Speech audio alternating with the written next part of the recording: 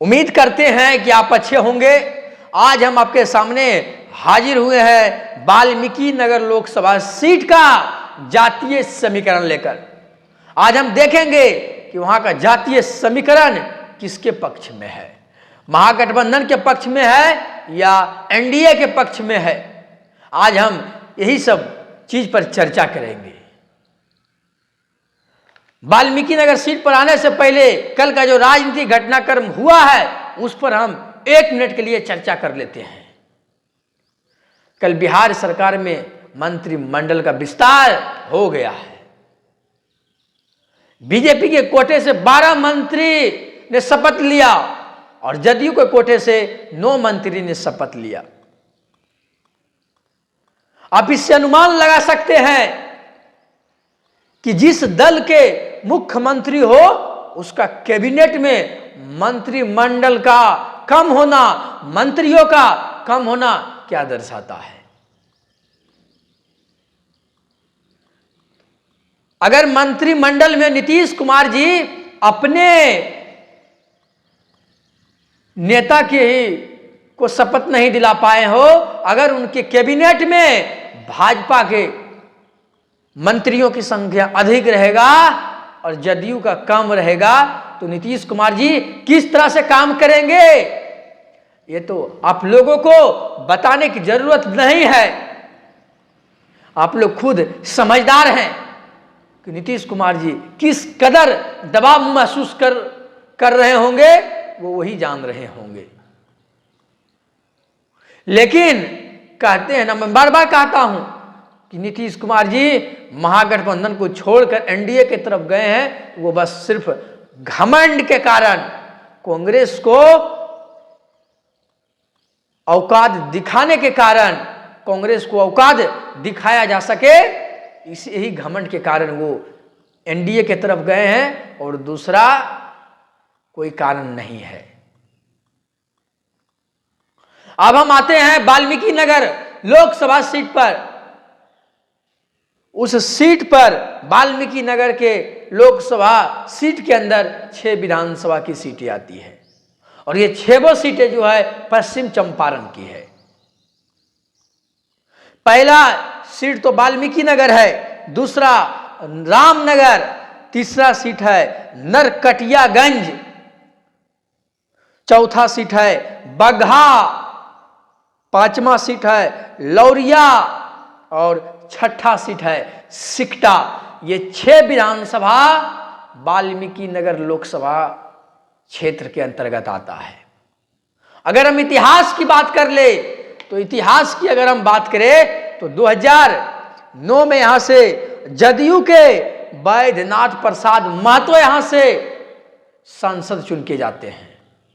2014 में जदयू भाजपा का गठबंधन जब अलग हुआ और तीनों पार्टियां जो बिहार में वर्चस्व रखती है, महागठबंधन में राजद हो जाए, जदयू हो जाए या बीजेपी हो जाए, ये तीनों पार्टियां अलग अलग चुनाव लड़ी थी और 2014 में यहां से भाजपा के सतीश चंद्र दुबे को जीत मिलता है। 2019 की बात करें तो 2019 में फिर दोबारा जदयू और बीजेपी का गठबंधन होता है और यहां से यह सीट फिर दोबारा बैद्यनाथ प्रसाद महतो जदयू पार्टी से जीतकर संसद पहुंचते हैं। अगर हम यहां के जातीय समीकरण की बात करें तो जातीय समीकरण में यहां मुस्लिम की संख्या 3,47,027 है। अगर हम शाह वोटर की बात करें तो शाह वोटर की जो संख्या है वो 1,50,182 है।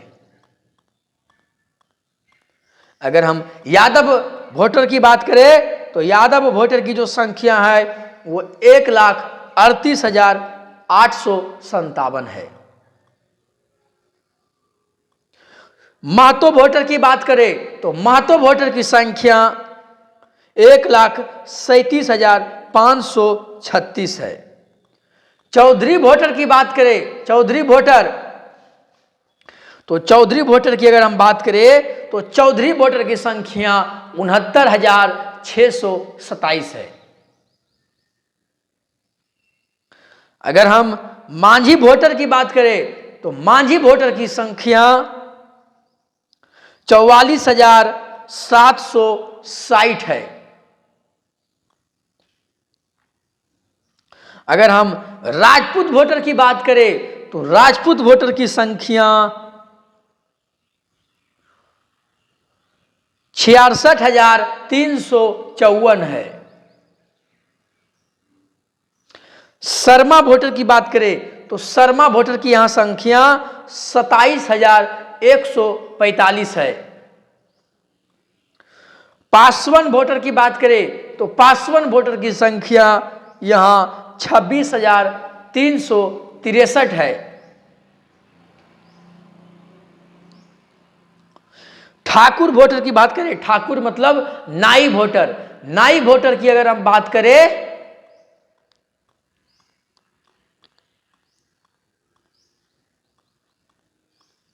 तो नाई वोटर की संख्या 24,143 है। अगर हम पटेल वोटर की बात करें तो पटेल वोटर की संख्या पटेल वोटर की संख्या यहां पर 21,750 है। रविदास वोटर की बात करें तो रविदास वोटर की संख्या यहां 40,000 है। कुशवाहा वोटर की बात करें तो कुशवाहा वोटर की संख्या यहां 38,000 है। सहनी वोटर की बात करें, सहनी वोटर की संख्या यहां 17,000 है।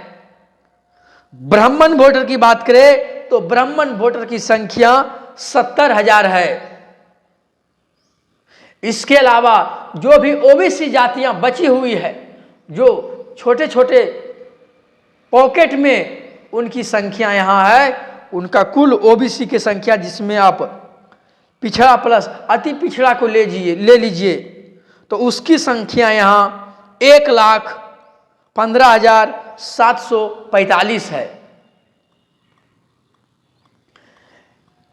ये रहा वाल्मीकि नगर लोकसभा का जातीय समीकरण इतिहास, आपको हमने बताने का काम किया है। अब आप अनुमान लगाइए कि इस सीट पर किस पार्टी का दावा मजबूत है। एनडीए का दावा मजबूत है या आरजेडी का दावा मजबूत है? कौन सा पार्टी 2024 में यहां से अपना झंडा बुलंद कर सकता है? कौन सा पार्टी यहां से अपना झंडा फहराकर लोकसभा के पवित्र मंदिर संसद में पहुंच सकता है? आप हमारे कमेंट बक्स में लिखकर बताइए। जब तक देखते रहिए BH न्यूज इंजीनियर अरविंद के साथ।